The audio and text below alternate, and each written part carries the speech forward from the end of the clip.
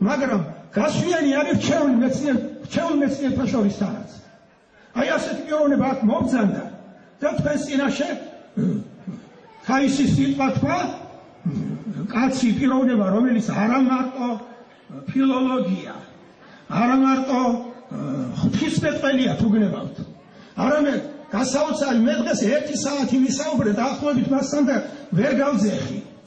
იმიტომ რომ რომელ მეცნიერების რომელ დარგს არ ვწდება ის ბუნებისმეტყველება, საბუნებისმეტყველება, არა მხოლოდ ესე იგი საზოგადოებრივ მეცნიერებს. მოგესალმებით ყველას. მინდა გადმოგცეთ ბატონი ვლადიმერის მოკლე ბავშვობის ბიოგრაფია, ასე რომ ვთქვათ.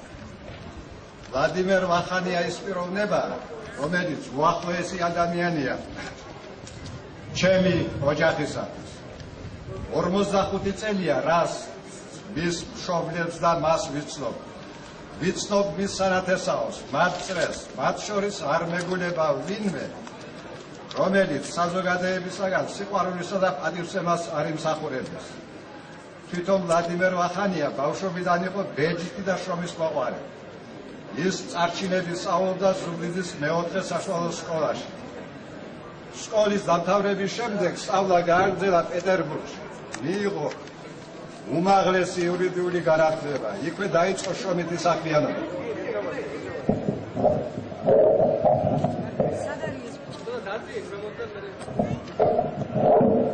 ერთი მინდა კიდევ გითხრათ.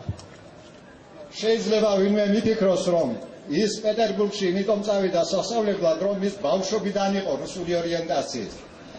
არასდროს არ ყოფილა არც ის და არც მისიანები რუსული ორიენტაციის. მაგრამ საქართველოში ჩარიცხვა იყო სისხლის ფასად. ვისაც ფული არ ქონდა, ვინც რაიკომის მდივანი არ იყო ან რაღაც დიდი თანამდებობა, ისინი არ ერიცხებოდნენ საქართველოში. აი ამით იყო იძულებული, რომ წავიდა რუსეთში. იქ მოღვაწეობის პერიოდში თავისი დაუღალავი შრომით დიდ წარმატებებს მიაღწია. არის იურიდიულ მეწევათა დოქტორი, აკადემიკოსი, ლომონოსოვის პრემიის ლავრეატი, რუსეთისა და საქართველოს რამდენიმე აკადემიის ნამდვილი წევრი. არის მეცნიერი და საზოგადო მოღვაწე. მისი ავტორობით გამოცემულია მრავალი პოპულარული თუ სამეცნიერო წიგნი და აგერა თქვენ თვალწინ მისი წიგნები. მიუხედავად დიდი წარმატებისა, მათ საქართველოზე ფიქრი არ შეუწყვეტია. შექმნილი აქვს ქართული ოჯახი. მის ოჯახში სასაუბრო ენა არის ქართული. შვილებს ზრდიან ქართულ მართლმადიდებლური სულისკვეთებით. ვლადიმერ ვახანიას გადაწყვეტილი აქვს ოჯახთან ერთად მუდმივად გადმოვიდეს საცხოვრებლად საქართველოში და თავისი წვლილი შეიტანოს მის მშენებლობაში. სამშობლოსადმი მის სიყვარულში ეჭვის შეტანა დიდი ცოდვა იქნებოდა ღმერთისა და ერის წინაშე. ღმერთმა უმრავლოს საქართველოს ასეთი შვილები. ვლადიმერ ვახანია არის ქველმომქმედი, ეხმარება ყველას რითაც შეუძლია. განსაკუთრებით ფულად დახმარებას უწევს ავადმყოფებს.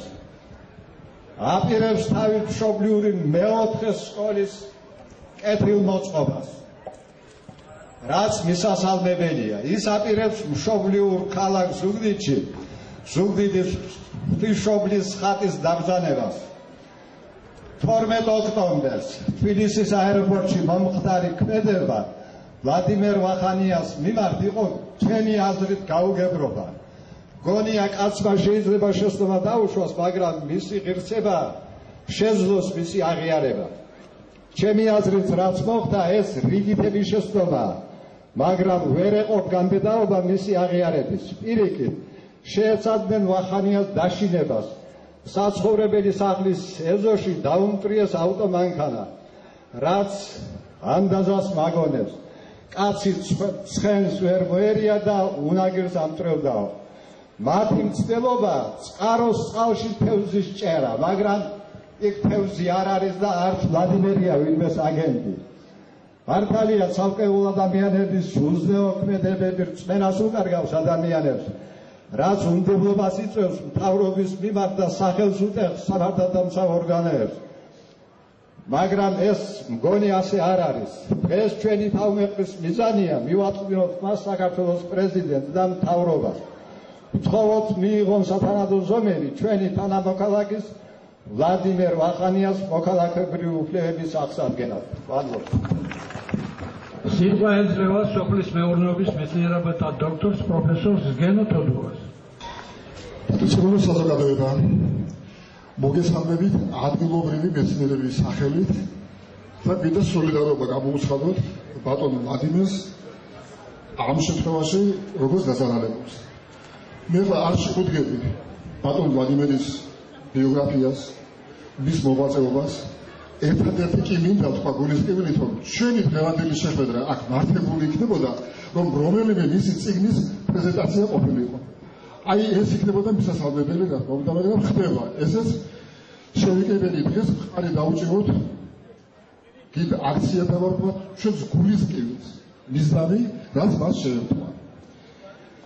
ეხლა ბატონ ვლადიმერის ხელმოქმედებაზე აქ ითქვა და მეც მინდა დავამატო ცოტა აი აქ ზუგდიდელი მზამდებით და რამდენმა იგება მისი თბილი ხელი და მისი გული. მეცნიერულ მოღვაწეობასთან დაკავშირებით ძალიან ბევრი გამოირკვა აზრი და საბოლოოდ მივდივართ ერთ დასკვნამდე, რომ ის არის ღირებული, რომ ის არის ნამდვილი ქართველი, რომ ის არის მართლმადიდებელი და რომელსაც უნდა შეეწყოს ხელი ყველაფერ იმაში, ისი განხორციელებას მას სურს. ყველას ერთად დიდ მადლობას გიხდით დღევანდელ მომზადებისათვის და ხარდაჭერისათვის. მადლობთ. სიტყვა ეძლევა საზოგადოებას უდიდელი საჯუმარის პირველ მოადგილეს ბატონ მორმან ნაჭყევიას. მიხდება გამოსვლა თქვენ წინაშე მეტად არასასიამოვნო კურიოზულ ფაქტთან დაკავშირებით, რომელიც ეხება არა მარტო ჩვენი რეგიონის, არამედ ერისა და მამულის ჭესმარიტ შვილს, ცნობილ მეცნიერს, პუბლიცისტს, საზოგადო მოღვაწეს, არაერთი მეცნიერული ნაშრომისა და წიგნის ავტორს აკადემიკოს ვლადიმერ ვახანიას, რაც გამოიხატა მისთვის საქართველოსა და რუსეთის მოქალაქის პასპორტის ჩამორთმევით, ოჯახთან ჩამოშორებით, სამსახურებრივ საქმიანობასთან მოწყვეტით, რომელიც აგერ სამწუხაროდ 4 თვეზე მეტია გრძელდება. ესე მეტად არასასიამოვნო მოვლენაა. ამით ირღვევა ადამიანის უფლებების დემოკრატიული პრინციპები.